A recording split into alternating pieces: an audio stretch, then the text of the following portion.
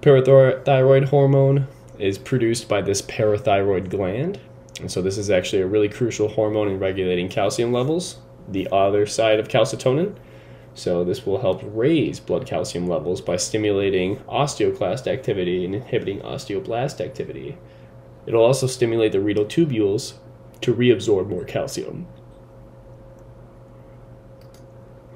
The adrenal glands snuck up on top of the kidney here.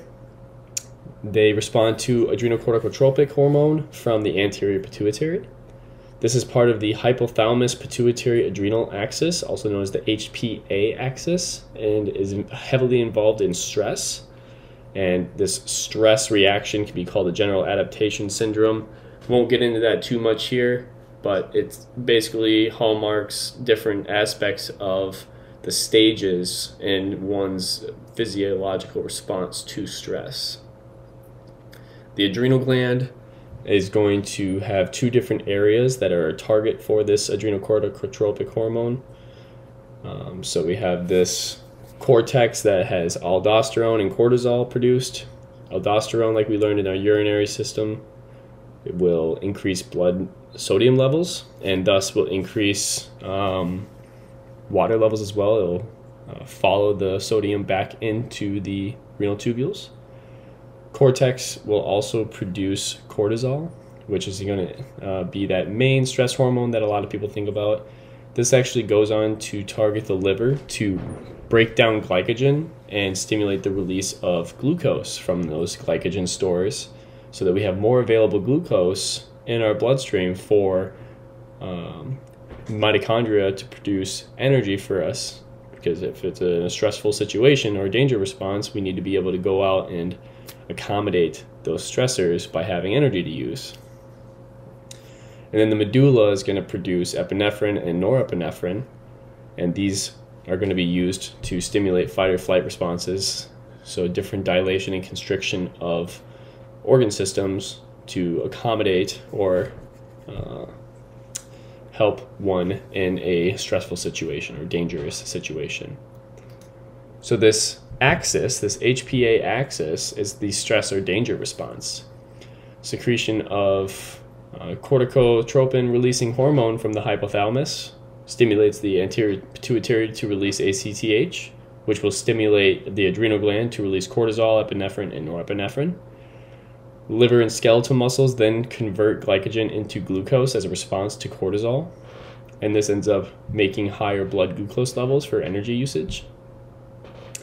The epinephrine and norepinephrine will increase one's heart rate and pulse, as well as the blood pressure. And so we'll have vasodilation of essential organs for fight or flight reactions, such as lung airways, which are opening up higher so we can have higher oxygen levels, raising blood oxygen.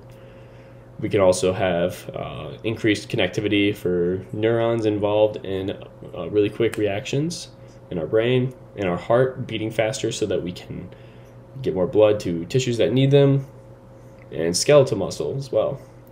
And we'll see vasoconstriction of less essential organs, such as the kidneys, the skin, the GI tract, and the immune system. We'll kind of put those on the back burner for a little bit while we take care of the stressful situation in front of us with the necessary organs, such as our lungs and brain. The pineal gland is snugged underneath the thalamus and behind it a little bit. Very small gland, and it's only known to produce melatonin thus far. It's a derivation of serotonin. Varies according to light received from the environment, and so it's going to help regulate sleep-wake cycles and thus circadian rhythms. People will usually start secreting more melatonin as the day starts to come down. So once there's less light, your brain will naturally start secreting melatonin. Well, in today's age where a lot of people have electronics with blue stimulating light, it tricks our brains into staying more awake, so it's harder to fall asleep because melatonin isn't being produced as much. So a lot of people start taking melatonin exogenously, which means you're taking it from a different source other than making it yourself. So such as a pill that has melatonin, and that is not healthy. So I highly recommend talking to a doctor if you're going to consider taking melatonin exogenously like that, or if you already do, talking to a professional and seeing if this is a reasonable thing for you, because it can really mess with your circadian rhythms, which govern genes in your body, like we talked about in our molecular biology section. So you got to make sure that you are careful when you're taking a hormone like this that can influence sleep in your body, thus a lot of different physiological processes. You have your pancreas, and we covered the exocrine functions of the pancreas when we talked about the digestive system. So it secreted some digestive enzymes to help with digestion. Well, it has endocrine functions as well. And so these blood vessels connect directly to the pancreas, and it endocrinatically secretes hormones into the blood vessels to affect different aspects of the physiology. And so insulin and glucagon are going to affect glucose levels. Insulin is produced by these beta cells, which you can kind of see on the outside here, and they release insulin in response to a meal. And so this insulin will help your skeletal and adipose cells in your body take glucose in from the blood so that they can use that glucose to make ATP. This will lower blood glucose levels because we're removing glucose from the blood so that we can use it in our tissues. Glucagon is made by these alpha cells, and it does the opposite of insulin. So think of glucagon as glucose be gone from the liver. And so it's released overnight, and it stimulates the liver to break down glycogen into glucose, and then this raises blood glucose levels in the body so that we can have that available. And so insulin lowers blood glucose levels, and glucagon raises them. Well, some of you might have heard about diabetes at one point in your life, more than likely, and this is an issue, a major issue in the United States in particular, and other first world leading countries, because it leads to a lot of other disease states other than itself. And so diabetes is characterized by a dysfunction of insulin production and or secretion by the beta cells.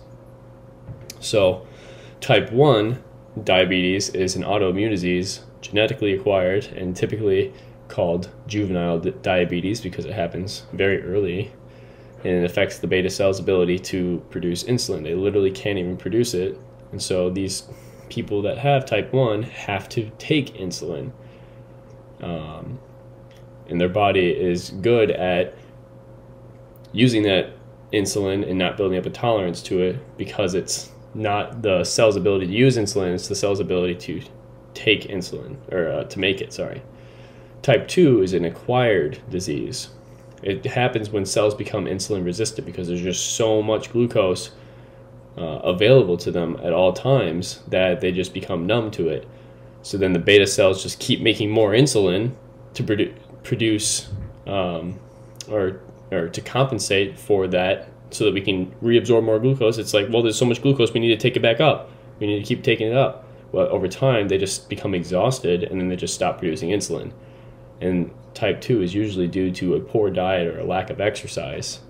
And so you can reverse it by having a nice, healthy, active lifestyle to some extent before it's too late. But once the beta cells completely stop producing insulin, you will forever after that need to produce insulin unless you have a pancreatic transplant. But type 1, it's inherited, autoimmune disease. Type 2, it is acquired. And the last endocrine area we'll focus on will be the gonads.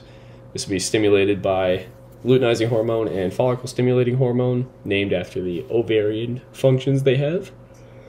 The testes will end up making testosterone, which will help with sperm production and male maturation, secondary sex characteristics. And then the ovaries are going to be producing estrogen, which will be heavily influencing ovulation, as well as female maturation and secondary sexual characteristics, and then progesterone, which will help in establishing and maintaining pregnancy. And lastly, there are different effects on the endocrine system, as you might guess. As one ages, the endocrine system becomes less efficient, and so growth hormone starts decreasing in people, so things stop growing, tissues start degrading a little bit quicker or easier. Melatonin becomes an issue, so sleep becomes less apparent. People don't need to sleep as much. Thyroid hormones become less, are secreted less in the body, so they start slowing down one's metabolism. Blood pressure can go down as well with that, or too high. Meno or andropause can occur because testosterone and estrogen levels are dropping, since those organs aren't producing as much as they used to.